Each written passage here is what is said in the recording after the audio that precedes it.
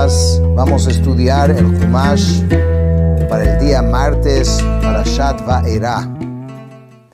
Ayer la Torah salió por un momentico a contarnos la genealogía de Moshe y Aarón para que los ubicamos muy bien y entender quiénes eran estos dos grandes tzadikim.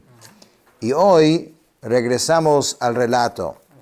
Y como Rashi nos va a explicar al principio del Humash de hoy, vamos a recapitular algunas cosas que ya dijimos, como que diciendo, eso es lo que era la conversación anterior. Vayidaber Hashem el Moshe leimor, Ani Hashem daber el Paro melech Mitzrayim et kol asher ani dover elecha.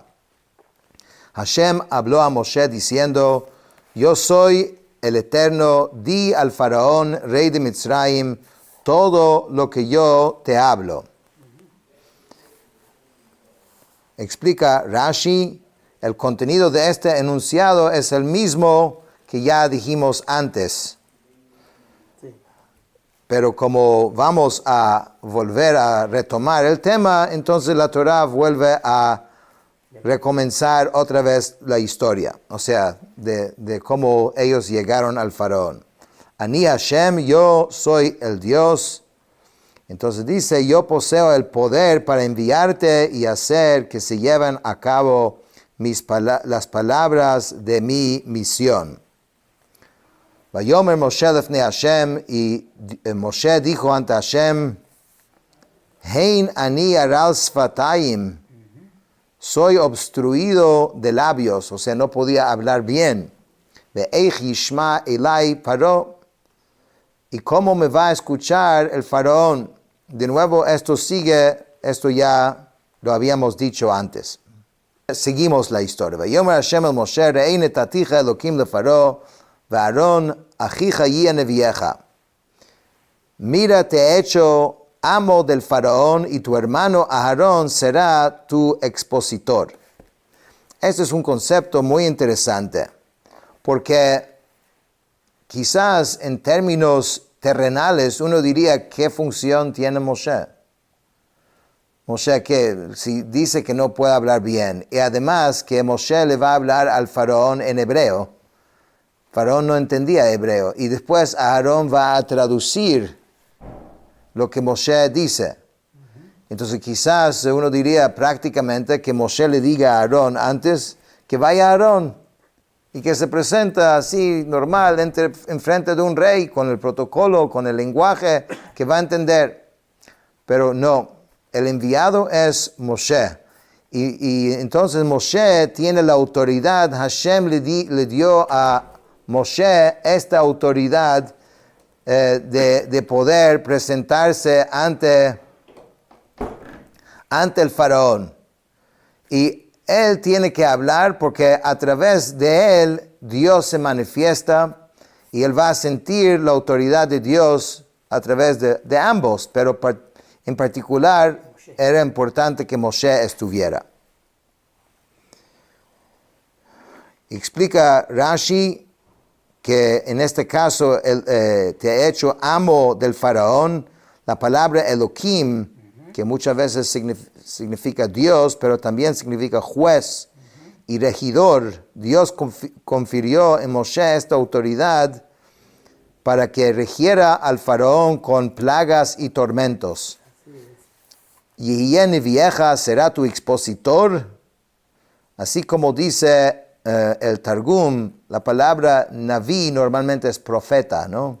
Naví es profeta, pero en este caso es como tu expositor, el que así como un profeta que hace, es un medio para poder decirle al pueblo la palabra de Dios. En este caso, Aarón va a servir como aquel que va a explicarle a Faraón las palabras de Moshe, que son las palabras de Dios. Ata tedaber et kol asher atzaveka, ve'Aaron achija yedaber el Paro. Tú hablarás todo lo que yo te ordenaré, y tu hermano Aarón hablará al faraón para que envíe fuera a los hijos de Israel de su tierra. Explica Rashi, Ata tedaber pam achat kol shlichut u'shlichut. Quería decir, tú pronunciarás una vez el mensaje de cada misión, según lo hayas escuchado de mi boca, y tu hermano Aarón lo interpretará y lo explicará en los oídos del faraón. Yo creo que hay una lección importante aquí. Y es de que a veces uno cree, porque uno está educado y sabe hablar, y tiene carisma, y tiene gracia, y por eso tiene éxito en la vida. Y, por supuesto, de forma, digamos, terrenal, hay ciertos dones que uno tiene que le da una ventaja, y obviamente hay que tener una educación, y hay que tratar de formarse bien, pero a la final, el mensaje aquí es, si uno hace lo correcto, y uno hace lo que Dios quiere de uno, eso tiene en sí más poder aún. Y puede ser que la persona sea menos pulido, pero más conectado y tenga mejor efecto, que otro que es más pulido, pero está desconectado. ואני אקשה את לב פרעה והרביתי את אותותיי ואת מופתיי בארץ מצרים. Pero yo endureceré el corazón del faraón e incrementaré mis signos y mis prodigios en la tierra de Mitzrayim. Explica Rashi, pero yo endureceré, puesto que el faraón ha actuado con malevolencia y se ha opuesto a mí, y también porque me ha sabido que en las naciones idólatras no hay complacencia para dirigir completamente sus corazones a regresar a mí en arrepentimiento. Por estas razones, dice Dios a Moshe, mejor es para mí que el faraón endurezca su corazón, a fin de que yo aumente contra él mis signos y ustedes reconozcan mi poder. Y esto es algo característico de Dios. Traer castigos sobre las naciones que rebelan en contra de él, para que Israel escuche y le teman, como está escrito, he exterminado a pueblos, sus torres han sido asolados. Y a pesar de ello, durante los primeros 5 plagas, Dios no endureció el corazón del faraón, sino solo durante los últimos 5. Pues con respecto a los primeros 5, siempre dice que el faraón endureció su corazón, y solamente después, en los últimos 5, fue que dice que Dios endureció su corazón. No es el lugar aquí de hablar extensamente de este tema, pero muchos de los comentaristas aquí hablan sobre el tema del libre albedrío y qué es esto que Dios endurece el corazón de alguien. Y si Dios endurece el corazón de alguien, ¿qué culpa tendría la persona? Maimónides habla de esto en las leyes de Teshuvah.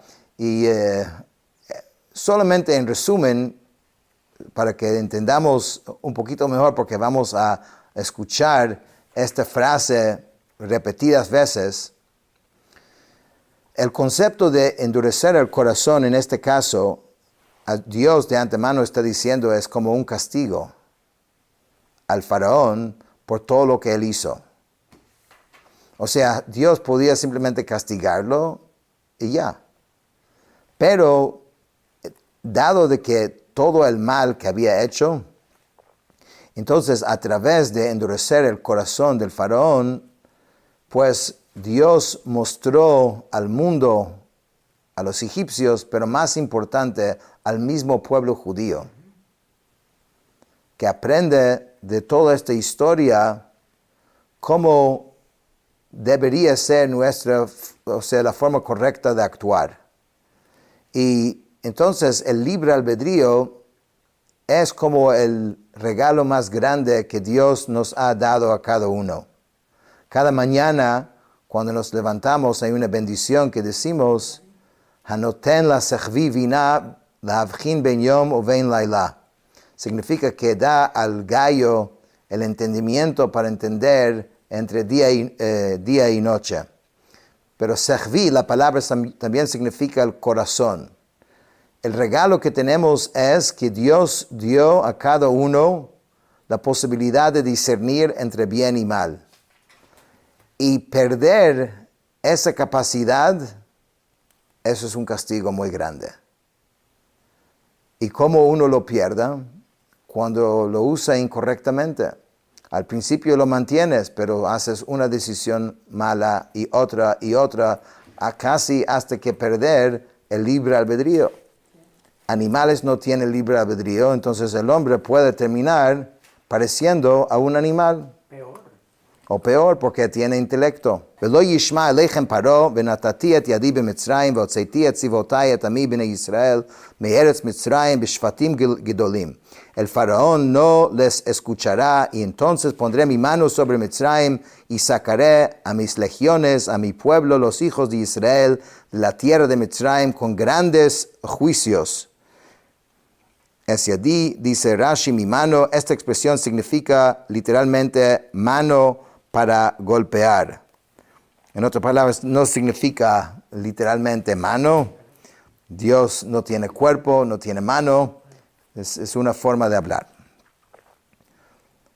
וידעו מצרים כי אני השם בנתתי את ידי על מצרים והוצאתי את בני ישראל מתוכם. Y sabrán los mitzrim que yo soy el Eterno cuando extienda mi mano sobre Mitzrayim y saque a los hijos de Israel de medio de ellas. Vayas Moshe ve Aarón, kasher tziva Hashem otam kein asu. Moshe y Aarón hicieron tal como les había ordenado Dios, así lo hicieron. Moshe ben shmonim shana, Moshe tenía 80 años en ese momento. De Aarón ben sholosh ushmonim shana, y Aarón tenía 83 años de edad. De Abraham el Paró, cuando hablaron al Paró. Con esto terminamos Mateo.